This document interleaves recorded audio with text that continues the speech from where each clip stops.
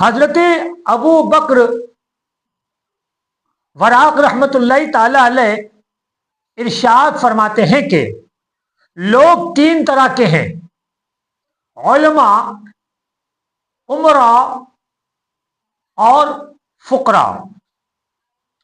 جب علماء خراب ہو جاتے ہیں تو خلق کی اطاعت و احکام تباہ ہو جاتے ہیں۔ کیا کہتے ہیں کہ جب علماء خراب ہو جاتے ہیں تو مخلوق کی اطاعت اور احکام تباہ ہو جاتے ہیں، اور جب عمرہ یعنی کہ سلاطین، بادشاہ، حکام خراب ہو جاتے ہیں تو لوگوں کی معیشت تباہ و برباد ہو جاتی ہے، لوگوں کا کاروبار، لوگوں کا پوری دنیا بیکار ہو جاتی ہے۔ اور جب فقراء یعنی پیر، فقیر، بابا خراب ہو جاتے ہیں تو لوگوں کے اخلاق برباد ہو جاتے ہیں۔ میرے دوستو، یہ تین لوگوں کی قسم بتائی ہے اور یہ تینوں کی برباد ہونے کی وجہ بھی بتائی ہے۔ اور آج ماحول کیا چل رہا ہے، آپ اس عبارت اور اس ارشاد کے آئینے میں آج آپ علماء کو دیکھ سکتے ہیں، آپ بادشاہ اور حکام کو دیکھ سکتے ہیں، اور آج آپ پیر، فقیر، فقراء کو دیکھ سکتے ہیں۔ اس کے بعد آپ خلاصہ فرما رہے ہیں، لہذا عمرہ و سلاطین کی خرابی ظلم و ستم، وہ جب وہ ظلم و ستم کرتے یہ ان کی خرابی ہے۔ علماء کی حرص و طمع کی صورت میں ظاہر ہوتی ہے، یعنی کہ علماء میں حرص و طمع اور لالچ دنیا کی بڑھ جاتی ہے، جیسا کہ ہم آج کل دیکھ رہے ہیں کہ ہم مقرروں کو دیکھ رہے ہیں جنہوں نے اپنا ریٹ لگا رکھا ہے تقریر کے لیے، جو ہم نعت خواہوں کو دیکھ رہے ہیں جنہوں نے ریٹ لگا رکھا ہے اپنے نعت خوانی کا، اور یہ سب کو معلوم ہے کہ آج کیا چل رہا ہے۔ نعت خواہ سب کی تو میں بات ہی نہیں کر رہا، جو ہیں انہی کی بات کر رہا ہوں۔ ہمارے بہت سے ایسے مقرر ہیں جو بغیر ہدیہ اگر کم پڑ جائے تو وہ آپ سے ناراض ہو جائیں اور نہ جانے کتنا آپ سے خفا ہو جائے، اور نہ جانے وہ کیا کیا آپ سے پیش آ جائے۔ اور اسی طرح نعت خواہوں کا بھی کیا حال ہے وہ آپ بخوبی جانتے ہیں۔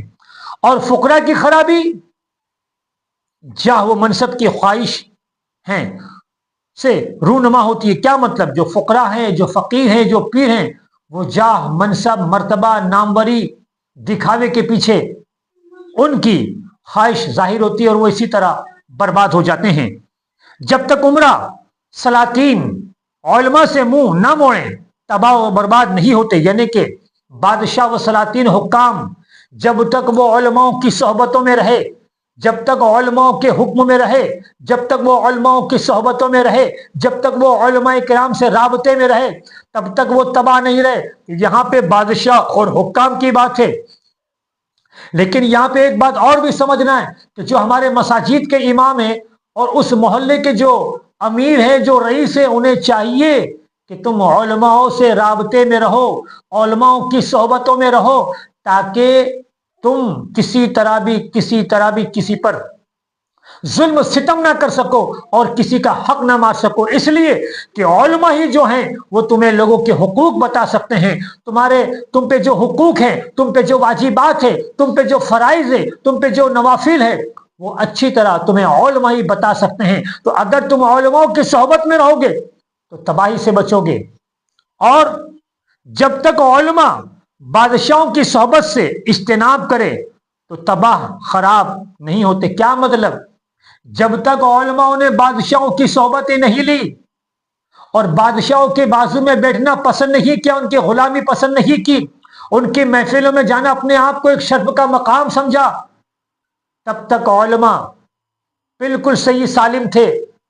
لیکن یہی بات ہمارے آج کے علماء پر بھی آتی ہے کہ اگر ہم امیروں اور رئیسوں کی صحبتیں رہے اور غریب مقتدی اور غریب محلے کا آدمی اس پہ کوئی دھیان نہ دیں، ان سے دوستی نہ کریں، تو بتائیے پھر علماء میں حرص و لالچ کہاں سے آئے گی؟ امیروں کو دیکھ کر ہی تو آئے گی۔ تو ہمیں اس سے بھی اجتناب کرنا چاہیے۔ اور جب تک فقراء یعنی پیر، فقیر میں جاہ و حشم کی خواہش پیدا نہیں ہوتی، تباہ و خراب نہیں ہوتے۔ یعنی پیر فقیر میں جب تک کہ خواہش ہے، نمائش، جاہ و جلال، حشمت، دکھاوا اور ایڈورٹائز کرنا، جب تک ان میں یہ بات نہیں تھی वहां तक वो तबाह नहीं। लेकिन आज आप हाल देखें, आप, मैं क्या बोलूं मेरे दोस्तों, ये सब आज दुनिया के सामने बिल्कुल आया है। आप सब कुछ देख रहे हो कि आज हमारे पीर फकीर फुकरा किस तरह तबाह हो रहे हैं कि वो नुमाइश में लगे हुए हैं और जाह व हसमत और मरातिब में लगे हुए हैं, इसलिए कि बादशाहों का जुल्म बेइल्मी की वजह से। क्यों? कि जो बादशाह होते हैं, जो सलातीन होते हैं, जो अमीर होते हैं, जो रईस होते हैं, उनका जुल्म इसलिए होता है कि उनके पास ये इल्म नहीं होता है, उन्हें पता ही नहीं होता हमें क्या करना चाहिए क्या नहीं करना चाहिए।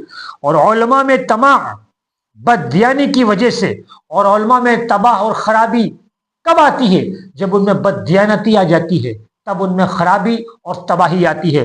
और फुकरा में जा व हशमत की ख्वाहिश बेतवक्कुली की वजह से पैदा होती है। इंसान को जब फुकरा को जाह व हशमत ये क्यों आता है? वो क्यों ये चाहते हैं कि मेरी नुमाइश हो, मेरी जाह व हशमत लोगों के सामने? इसलिए कि उसका तवक्कुल अल्लाह की जात पे से हट जाता है और वो ये समझने लगता है कि मैं जाह व मर्तबा और नुमाइश से लोगों के सामने आऊंगा तो मेरी पेट शिकनी होगी और मेरा घर चलेगा या मेरी खानका चलेगी। वो अल्लाह पर से अपने तवक्कुल को हटा देता है, उसकी वजह से फुकरा में तबाही और बर्बादी और खराबी आती है। लिहाजा बेइल्म बादशाह, बददियानत आलिम और बेतवक्कुल फकीर बहुत बुरे होते हैं। यानी तीनों से बचना चाहिए। ऐसे बददियानत उलमा, आलिम, मौलाना से भी बचना चाहिए, और बेतवक्कुल जिस पर अल्लाह पर जिसको यकीन ना हो ऐसे फकीर से भी बचना चाहिए, और बेइल्म रईस, जाहिल रईस, अमीर बादशाह से भी बचना चाहिए।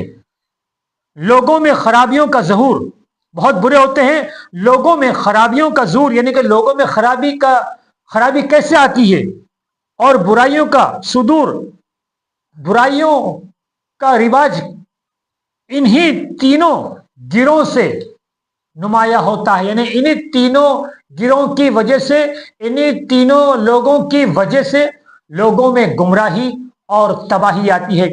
मेरे दोस्तों, मेरे अजीजों, मैंने ये आपको रिवायत पेश कर दी, इस पे ज्यादा तशरीह की या खुलासे की कोई भी जरूरत नहीं है, इसलिए कि मैंने जो कुछ भी कहा है आप अपने माथों की आंखों से ऐसे उलमा को भी देख लोगे, ऐसे मौलाना को भी देख लोगे, ऐसे बादशाहों को देखोगे, ऐसे अमीरों रईसों को देख लोगे, और ऐसे आजकल के पीर फकीर फुकराओं को भी देख लोगे। जैसा कि मैंने बयान किया है, जिसको दाता गंज बख्श लाहौरी रहमतुल्लाह ताला अलैह ने 500 साल पहले ही लिख दिया था। जब 500 साल पहले ये हाल था तो आज क्या है वो आप बखूबी जानते हैं। मैं हजरत बाहू सुल्तान रहमतुल्लाह ताला अलैह का एक इरशाद पेश कर दूं, जो असरार कादरी में लिखते हैं कि आसमान में जमीन पर इतने नाकिस पीर है जितने आसमान में सितारे हैं। ये आप सुल्तान बाहू रहमतुल्लाह ताला अलैह ने सदियों पहले फरमाया, जब उस वक्त ये आलम था। तो अब तो वैसे ही मामला क्या है वो आपके सामने है। तो मेरे दोस्तों, इंशाअल्लाह मैं इसी तरह कशफुल महजूब की इबारतों को आपके सामने पेश करते रहूंगा। अल्लाह हाफिज। अस्सलामु अलैकुम व रहमतुल्लाहि व बरकातुहू।